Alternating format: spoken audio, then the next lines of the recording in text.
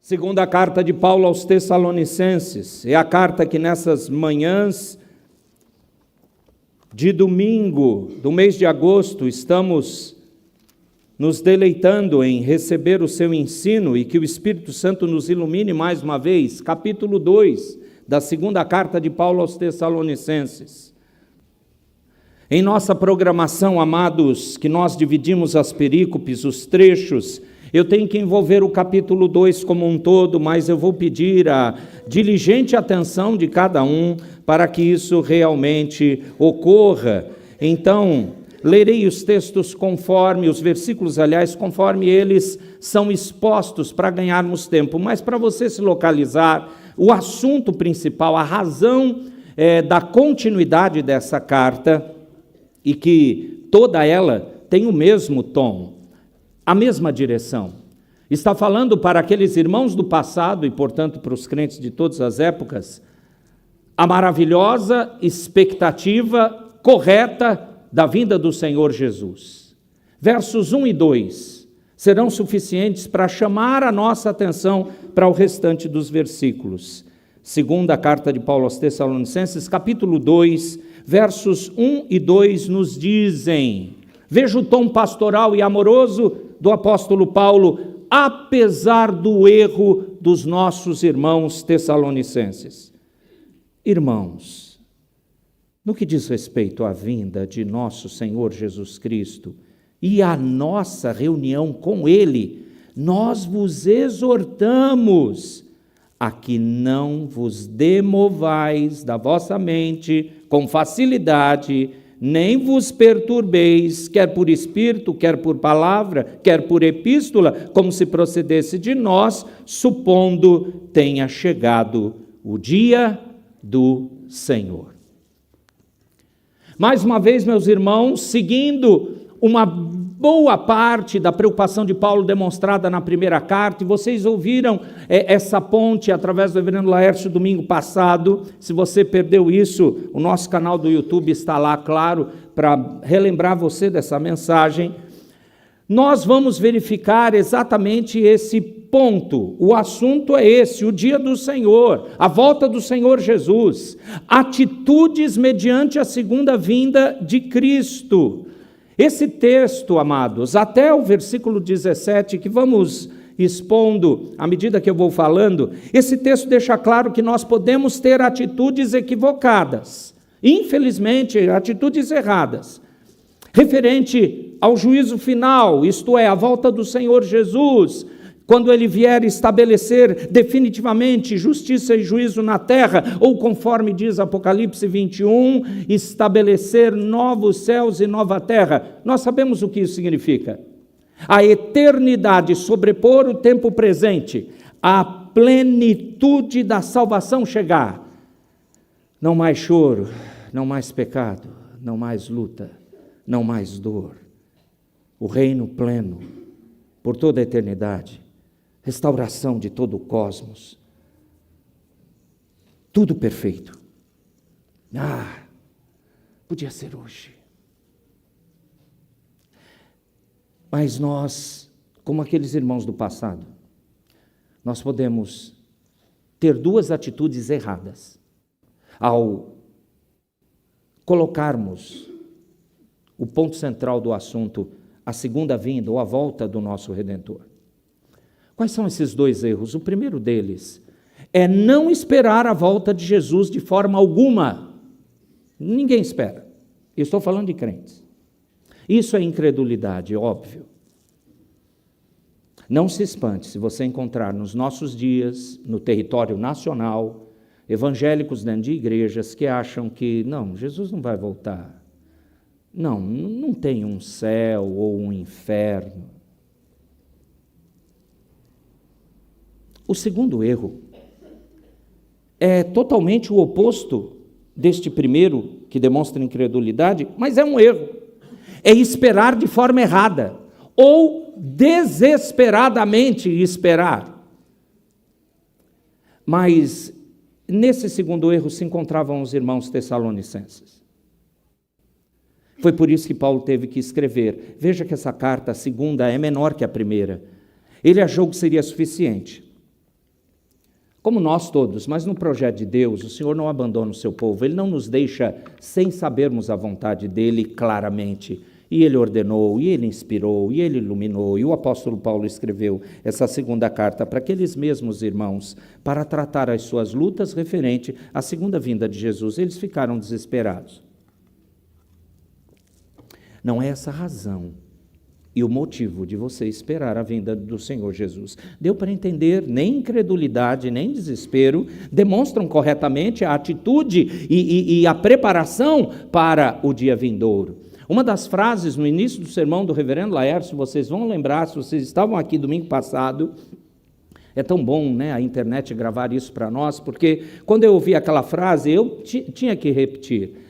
A mesma forma, disse o reverendo Laércio domingo passado, da mesma forma que você tem as expectativas do que virá no futuro, portanto a certeza da vinda de Jesus, isso impacta a sua vida presente. Portanto, corretamente viver, biblicamente, a expectativa da segunda vinda de Jesus é que determina uma vida que o glorificará. Então, qualquer uma dessas duas formas equivocadas, não esperar a volta de Jesus de forma alguma, incredulidade, ou esperar de uma forma errada, desesperadamente, qualquer uma dessas duas formas pode ser descoberta observando o seu modo de vida.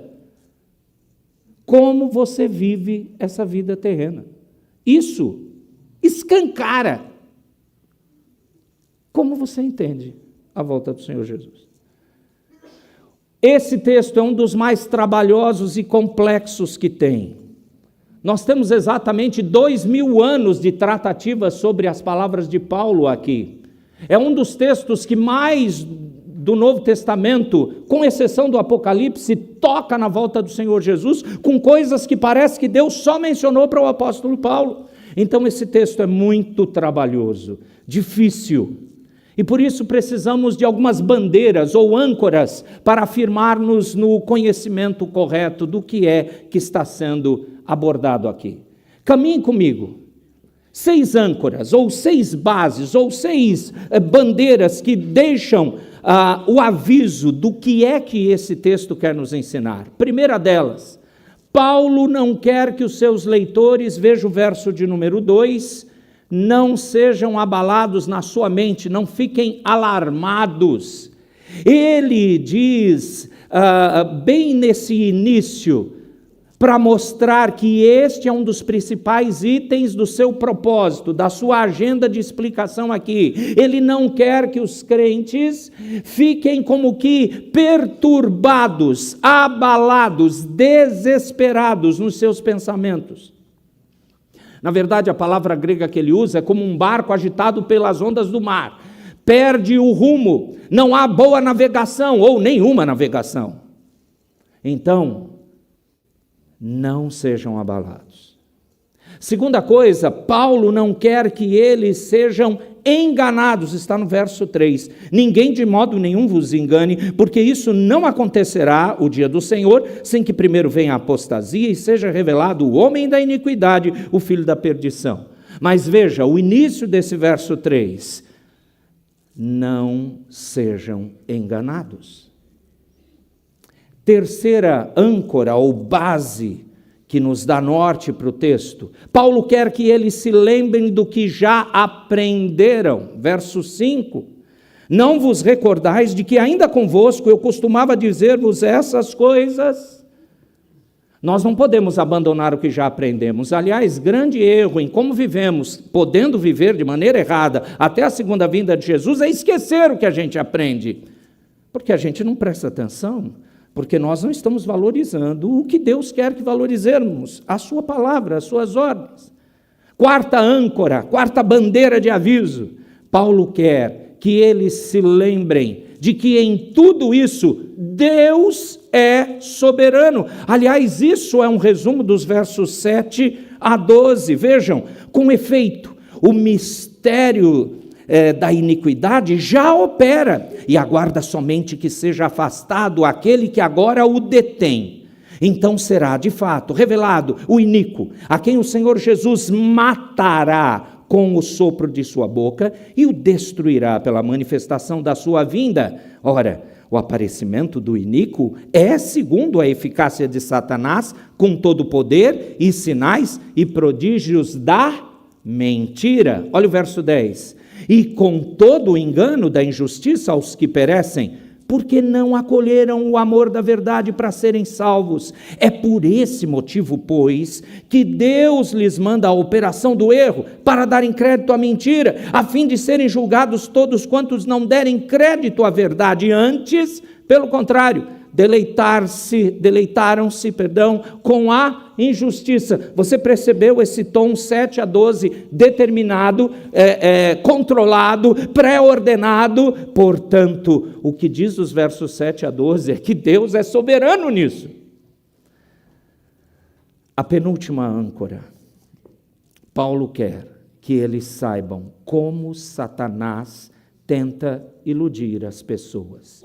Esse miolo dos versos 9 a 10, que eu já li, qual é a palavra-chave? Mentira. Quem é o pai da mentira? Satanás. Como ele vai fazer isso? Com engano. E por fim, a última marca, bandeira, direção, é os versos 13 a 17, a parte final do capítulo.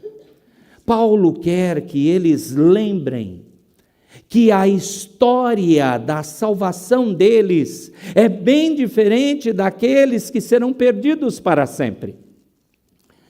Olha só que maravilha! E de novo vem para nós um advérbio que deixa tão claro e muda a direção, verso 13. Aliás, leiam o verso 13 e 14, igreja, por favor, a uma só voz. O que diz o texto? Entretanto, devemos sempre dar graças a Deus por vós, irmãos amados pelo Senhor, porque Deus nos escolheu desde o princípio para a salvação, pela santificação do Espírito, entrega a verdade, para que também nos chamou mediante o nosso Evangelho, para alcançardes a glória de nosso Senhor. Só esses dois versos da parte final deixam claro. Veja, a palavra amados pelo Senhor, escolhidos desde o princípio, porque Ele chamou vocês mediante o Evangelho pregado para alcançar a glória do Senhor Jesus Cristo. Isso é suficiente. É o oposto, é completamente diferente, é o contrário. É o famoso mas, é o tu porém de Paulo para Timóteo. É completamente diferente desses perdidos. Vocês, meus irmãos, não devem se perder na luta da caminhada terrena. Mas por que Paulo quer que isso, verso 17, consolem o vosso coração e vos confirmem em toda boa obra e boa palavra? Porque, queridos, desde o início da igreja primitiva, o que faz pessoas perderem o rumo? Claro, o pecado. Ou o engano de acharem que foram salvas. Mas tudo isso parte de ensino equivocado e errado. Você lembra do verso 1 e do verso 2? Paulo escreve acerca do caráter repentino da parúcia, isto é, a segunda vinda de Jesus. Ele começou a falar isso na primeira carta, no capítulo 2. Ele volta aqui, como eu disse. E acerca da necessidade de se estar preparado para ela, ele falou isso em 1 Tessalonicenses 5. Aparentemente, amados, essa mensagem fora mal interpretada por aqueles irmãos de Tessalônica, como se a vinda do Senhor Jesus era súbita, mas súbita no sentido de imediata. Era no tempo deles, era para aqueles dias. Então, eles ficaram totalmente alarmados. Paulo, igualmente, fez saber àqueles irmãos o que o Senhor lhe revelara concernente à reunião de todos se encontrarem com Cristo. Ele já tinha falado isso em 1 Tessalonicenses 4.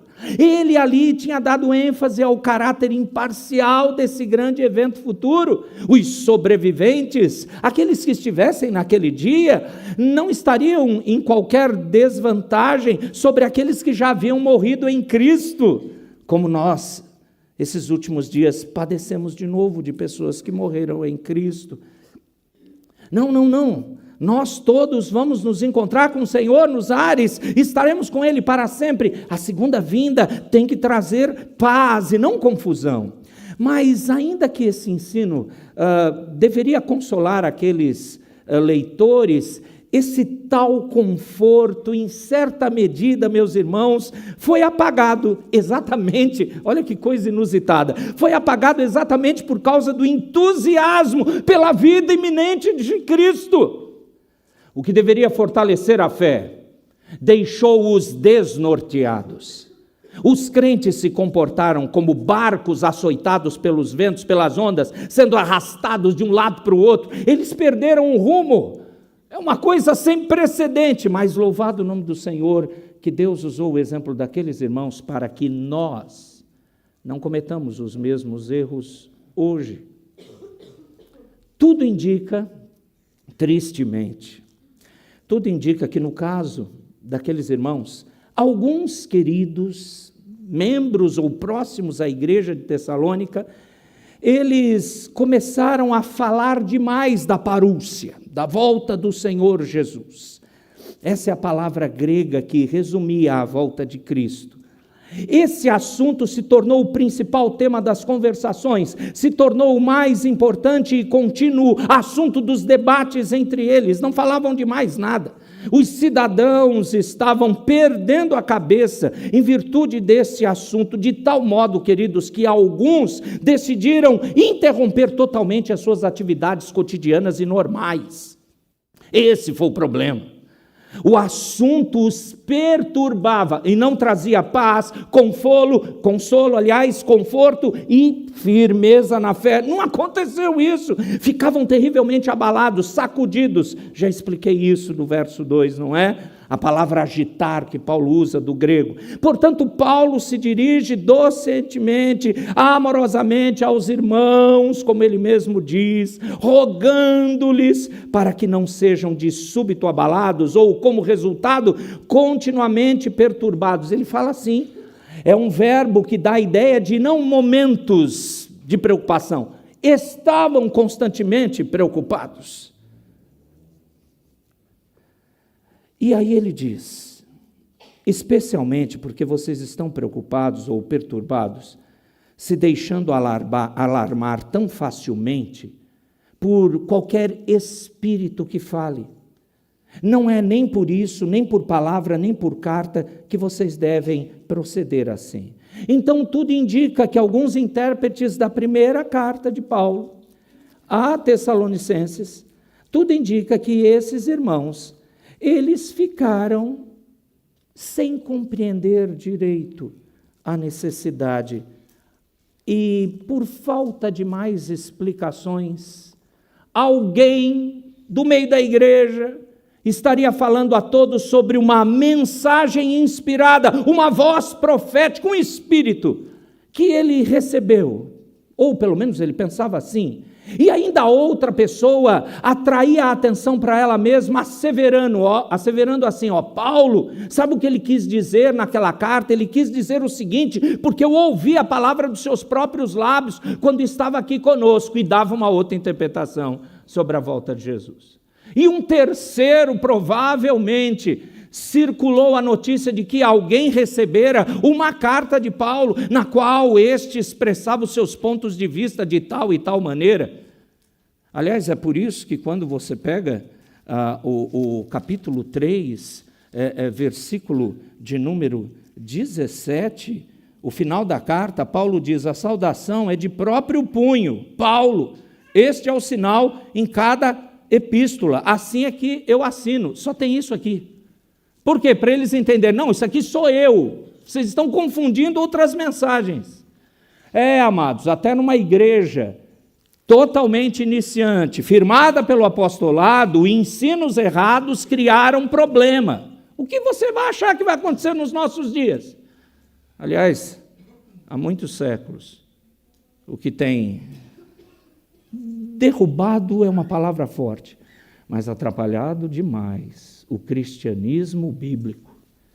É as pessoas quererem interpretar e ensinarem ao seu bel prazer, não se submetendo à palavra, porque dá trabalho. Por isso, só por milagre você achar que meia hora de manhã, num domingo, meia hora à noite, você vai enfrentar o restante dos dias das lutas com esse mundo. Você precisa ser muito crente para achar que não ler Bíblia, não estudar em seu lar, não se aprofundar em família, não ensinar, não aprender e não viver vai ser suficiente. A bênção da segunda vinda foi transformada nesse problema. Não era para que eles fossem enganados. Mas então, o que eles deveriam se firmar? Versículo de número 3. Ninguém de modo nenhum vos engane, porque isso não acontecerá, a segunda vinda de Jesus, sempre que primeiro venha a apostasia, primeira coisa, e seja revelado o homem da iniquidade, o filho da perdição, aquele que se opõe e se levanta contra tudo que se chama Deus, ou objeto de culto, a ponto de assentar-se no santuário de Deus, ostentando-se como se fosse o próprio Deus. Duas coisas estarão no limiar, isto é, os últimos dos últimos momentos dos últimos dias. Todas as épocas do cristianismo ocorreram ideias, posições, atitudes de vida, sociedades com ações e pensamentos anticristãos. Isso tem a ver com um aumento cada vez maior e um apontar para o dia da volta de Cristo e esse homem da iniquidade? Sim, mas aqui é uma pessoa. Antes que você fique curioso, queremos mais detalhes? Eu vou te lembrar que o verso 8 diz que com um sopro o Senhor Jesus vai destruir esse camarada. Então você não precisa querer ser doutor da data, época, como. Ao longo da história, nós cristãos erramos muito. Eram os imperadores romanos o anticristo, os papas. Hoje então no país chamado Brasil dá para ver um monte de anticristo. Te dou vários nomes. Isso tudo são manifestações da maldade pecaminosa, mas ele ainda não apareceu. E a apostasia? Você tem visto isso? A apostasia aqui não é de pessoas que creram, porque o Senhor Jesus afirmou em João 10, creram no sentido de serem salvas. Em João 10, as minhas ovelhas ouvem minha voz, elas me seguem, jamais perecerão, porque ninguém vai arrancá-las. Então quem abandona? Quem nunca foi salvo. É triste como pai que eu sou, ensinar filhos e poder algum deles se desviar. É triste para você, hoje é dia dos pais, não esqueça disso. Mas se isso acontecer até o último dia de vida dele e seu, nós cremos na esperança de que Deus pode quebrantar, converter e trazer de volta. Mas se isso não acontecer, isso tem a ver com o movimento de apostasia, que de sempre, Antigo Testamento, vida do povo de Israel, até o último dia você vai ver isso. Porém, chegará no momento da vinda deste homem da iniquidade, deste que tem essas características colocadas no verso 4, e que vai ser imediatamente quando Jesus voltar. É um tempo bíblico muito curto. Quanto tempo, pastor? Ninguém sabe. Mas a apostasia está aumentando. E a apostasia, pior, não é aquela de largarem a igreja, é de sentarem nos bancos conosco, cultuarem conosco e nada crerem. E a vida igual à vida mundana. Mas aqui dentro, tentando dizer para você, você é um santarrão inútil, você é uma besta. E o que vivemos no mundo, queremos transformar a igreja. Quantas igrejas têm abandonado o livro sagrado? Converse com amados que estão sentados aí do seu lado. que vieram de outras comunidades e que eles afirmam, não é mais ensinado a palavra, ou quando supostamente é para agradar os ouvidos. Paulo havia sido iluminado, inspirado pelo Espírito Santo de Deus e avisou a Timóteo. Veja as 2 cartas a Timóteo, principalmente 2 Timóteo 4. Dê uma olhada e você vai ver o Espírito falando claramente para Paulo. Pois haverá tempo em que não suportarão a sã doutrina, pelo contrário, cercar-se-ão de mestres, segundo as suas próprias cobiças, como que sentido coceira nos ouvidos, 2 Timóteo 4,3. E a ordem para Timóteo é a mesma ordem para nós. Prega a palavra, vive a palavra, insta, quer seja oportuno, quer não, corrige, repreende, exorta, com longanimidade, doutrina, na verdade, com constância, porque eles não vão suportar.